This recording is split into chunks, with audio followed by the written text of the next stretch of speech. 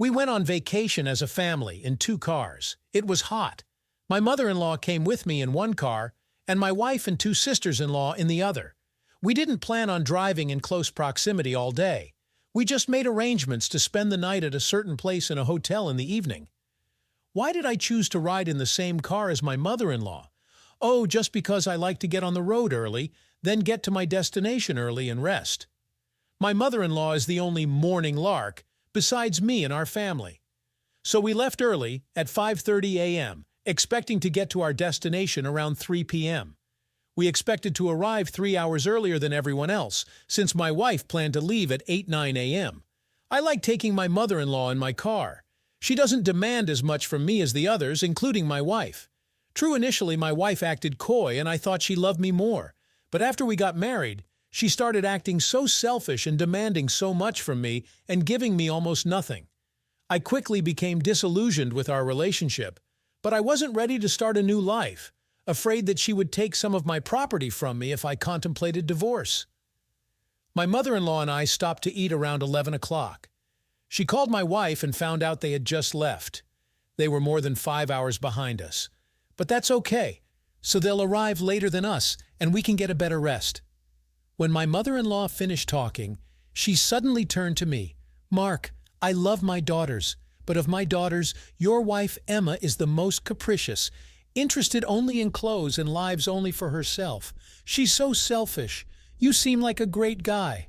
I think you deserve better than that." I looked at her in amazement. But who better than a mother to know her daughter? I was only surprised that she had said that to me. And so began our long conversation in the car that lasted at least 3 hours.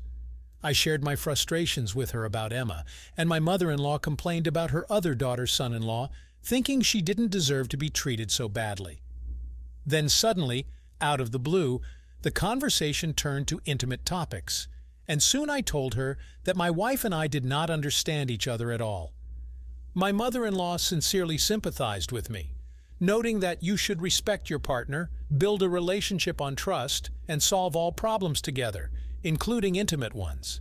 I especially liked how she said that it is more pleasant to have sex with a partner whom you respect. At that moment I thought, it v jeetnam's a pity that I married Emma, and didn't v jeetambit marry her mother. She just listened to me, and I was relieved. By 3 o'clock in the afternoon, we reached the hotel where we planned to stay for the night, separated with my mother-in-law to our rooms, and agreed to meet in an hour at a cafe. While taking a shower, I was still thinking about what my mother-in-law said about sex. She's right, it's much better to respect and trust your partner. Then suddenly I started thinking about my mother-in-law in a completely different way. I visualized her gorgeous body. My mother-in-law is only 11 years older than me. She works out every day and has maintained her figure. And she has the most beautiful blue eyes I've ever seen. I thought about what it would be like to take her breasts in my hand, what it would be like to grab her ass and pull her to me in a kiss. Wow, what were those thoughts? Did I really just want a mother-in-law? Yes, and I liked it. When I walked into the cafe, I got such a pleasant surprise. My mother-in-law was sitting in a yellow sundress. She was beautiful. I brought the dress with me and decided not to delay and wear it right today.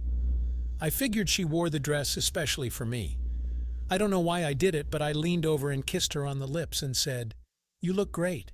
I have a very beautiful mother-in-law." We decided to have a few drinks. The mother-in-law ordered a white wine and I ordered a whiskey. After my mother-in-law drank the wine, she wanted to drink the whiskey with me.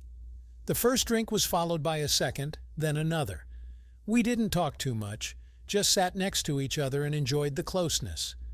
When we had 3 shots each, I put my mother-in-law's arm around my shoulders and said, "Thank you for the pleasant company." My mother-in-law looked at me and then leaned toward me and kissed me. This time her tongue slid across my lips. "Mark, let's go to my room and have another drink there." I couldn't believe my ears, guessing what that invitation meant, and I hurried to pay the bill faster. On the way to the room, we kissed in the elevator. No doubt about it. Her kiss was passionate. She had obvious desire. When we got to the door, we couldn't open the lock out of excitement. We literally fell into the room. Drinking was out of the question. Kisses and caresses immediately followed. Almost immediately, we found ourselves naked in bed. Then time seemed to stop. We kissed as if we'd never kissed before in our lives. A long, deep kiss. I caressed her neck, ran my hands through her hair, and gently explored her neck. She moaned and then said softly, "Oh, how long I've wanted this. So long." Now my hands were touching her body. Yes, grabbing with my hands the breasts I had dreamed of just an hour ago. My hands all over her body. My hands were followed by my lips, thousands of short kisses. I pulled her to me so she was closer to me, as if we were trying to become one. We got down to business. A wave of passion swept over us. Everything happened as if it was meant to be. Then we kissed, tenderly and sweetly, just like the first time. We'd been in her room for about an hour. It was time to call it a day. My mother-in-law opened the window to air everything out nicely and cleaned up the bedding. Then my mother-in-law and I went back to the cafe to have dinner. When we had already ordered dinner and raised our shot glasses to toast our new relationship, my phone rang.